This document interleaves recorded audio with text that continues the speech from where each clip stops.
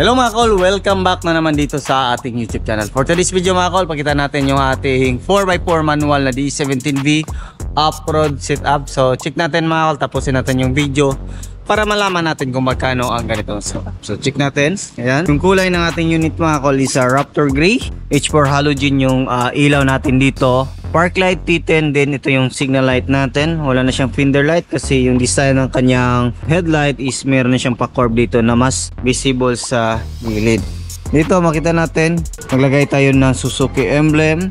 Nag-design tayo ng black dito para yan maganda tingnan. Tapos dito naglagay tayo ng steel bumper. Itong design na to mga kol, ito yung napili ng ating customer. So dito rin naglagay tayo ng fender.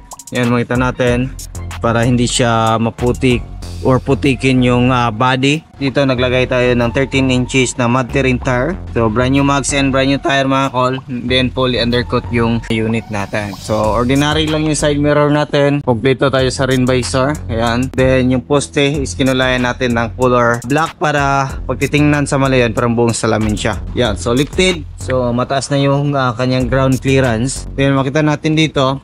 Yan, naglagay din tayo ng lift up kit. Solid na metal yung nilagay natin. At saka pinamachine shop talaga natin yung lift up kit natin mga kol para matibay at saka presentable yung ating lift up kit. So makita natin dito yung brake drum natin is kinulayan natin ng black. Yan makita natin napakastig ng kanyang pili na magwells. Yan, fender kompleto. Then naglagay tayo ng top load carrier gutter type. So yan yung mga nire-recommend natin. Dito makita natin naglagay tayo ng spoiler. Then ito yung back glass ng ating D17V.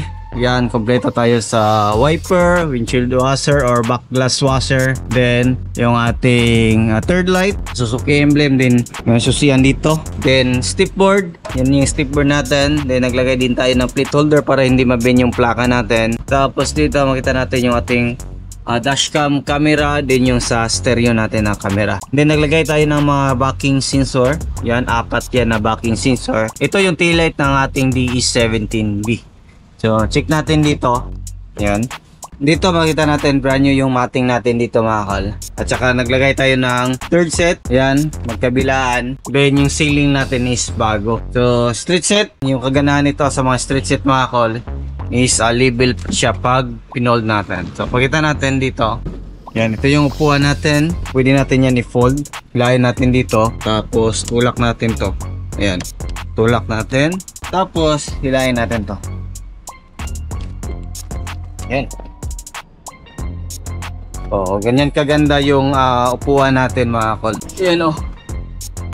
So napakalawak nung minivan natin mga kol. Ito yung the best kung mahilig kayo sa camping o gusto nyo gamitin pang negosyo. Then ayan, pang pamilya. So marami ding pwede makarga dito mga kol. So kasya po dito yung mga motor, yung mga scooter, XRM, NMAX. Yan, so kasya dito mga kol. Yan, makita natin, napakalayo pa niya.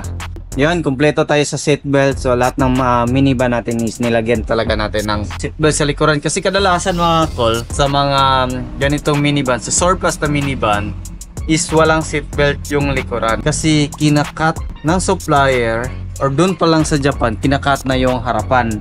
Hindi ko alam kung ano yung history, bakit kinakat. Tapos, dito sa likuran, is nilalagay namin sa harap. So yung ginawa namin, kasi dati yan yung mga concern sa mga sakyan namin, binibili talaga namin yung likuran na seatbelt para kompleto. So para maiwasan na yung bakit walang seatbelt yung likuran namin, ganun. So medyo masakit na din sa tenga yung mga ganun. So ina-address namin. So, medyo may kamahalan yung seatbelt. So okay lang. Yan.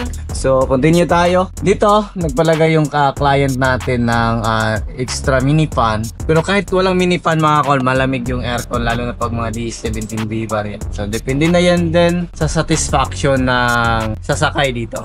Kasi yung mga sariling minivan namin mga kol is wala kaming mini fan. Ayan, wala kaming ganyan. Hindi kami naglalagay ng ganyan mga kol kasi komportable kami sa lamig ng aircon namin. Depende na rin sa gusto ng mga customer natin. Ano kita natin? Balik natin. Ganun lang. Tapos dito meron tayong mga extra lagayan dyan. And dito kita natin is meron siyang bottle holder, meron siyang extra lagayan dito. Manual window, hindi siya power window. Then makita natin dito 4x4 switch, headlight adjuster. Yan, pwede natin yan ibaba o taas yung ating headlight. Tapos dito brand new na din yung mating natin. Yan. So ito yung clutch pedal natin, brake pedal din yung ating accelerator pedal. Ito naman naglagay tayo ng digital temperature gauge. Yan yung request ng ating client. Then dito, naka 9 inches Android touchscreen stereo with reverse camera. Meron tayong dashcam dito. So yan yung request ng ating client. Pakita natin. Yan. So reverse, then reverse sensor. So yan yung kagandahan dito. So manual transmission, yan. So 5-speed manual transmission yung unit natin ngayon. Aircon lahat ng minivan natin. Hazard, makita natin yung dashboard natin is back to original yung kulay natin. Yan, napakaganda. Ito yung napili na design na upuan ng ating customer. Ayan, so napakaganda din, simple lang. At saka bagay sa ating unit, diba? So, hindi siya masakit sa mata. So handbrake, then meron tayong extra lagayan dito. Yan, so hindi power window, hindi siya power window. So nakapop-up horn. So check natin dito yung ating makina. So ito yung makina natin. Yung makina natin is RO6 engine BVT. So 12 watt 3-cylinder inline. Then makita natin naka-timing chain na din yung unit natin. Makita natin dito mga kol, BVT solenoid, injector natin, isa, dalawa, tatlo. Spark plug natin at saka ignition coil nandito. Yung ating oxygen sensor nandito. Then yung ating knock sensor socket. Then dyan banda yung knock sensor natin. Then yung ating camshaft sensor. Then yung ating temperature sensor or CP. So sensor nandyan. So makita natin propeller sa 4x4 yan. Yan o, propeller sa 4x4. So naka-insulator dito. Then meron siyang rubber. So kung mainit yung puwitan nyo, titingnan nyo dito. Ayan, baka sira yung rubber at saka walang insulator. So, kasi sa original Japan meron talagang insulator yan. Diyan na parte. Dito naman sa kabila, dito natin makita yung ating gas tank opener. Goods. Yan, chassis number nandito. Then ito, yung ating alternator, map sensor.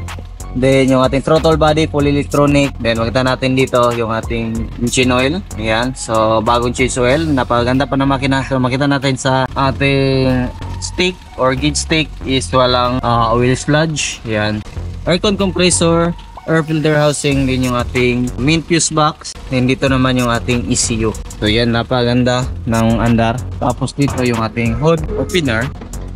Ito naman yung stick natin. Ayan. Tapos dito makita natin yung ating coolant reservoir, windshield washer reservoir, din yung radiator natin nandyan. So yan, brake fluid reservoir nandyan. Makita natin malinis po yan. So yan yung setup natin. Yung ganito setup mga kol, yung presyo nito is umabot siya ng 377,000. So all in na yan, pili na kayo kung anong kulay gusto nyo. So mid order, sa hindi nakaalam din, nag-accept din tayo ng Liawi plan dito sa shop natin. So 50,000 down payment, yung balance isi-divide natin sa 18 to 36 months. Diyan na rin natin makuha yung kanyang unit pag fully paid na po siya mga kol. Yung requirements is down payment and valid ID lang po at saka legit Facebook. Kasi kung malayo kayo, for example masira yung Facebook natin, may paraan tayo na pa-contact po kayo sa inyong Facebook account. Sa hindi nakakaalam, nag-accept din tayo ng repair dito sa shop natin. Overhauling, under chassis repair, aircon cleaning, at saka lahat ng services except lang sa conversion at saka painting. So yan lang siguro yung ating vlog for today. Maraming salamat sa inyong patuloy na pagsubaybay. Sa bago lang sa ating channel, don't forget to like, share, and subscribe. Din click na rin yung notification bell para updated kayo sa ating mga next video uploads kagaya ito. Ingat po mga kol, and bye bye. God bless po sa ating lahat.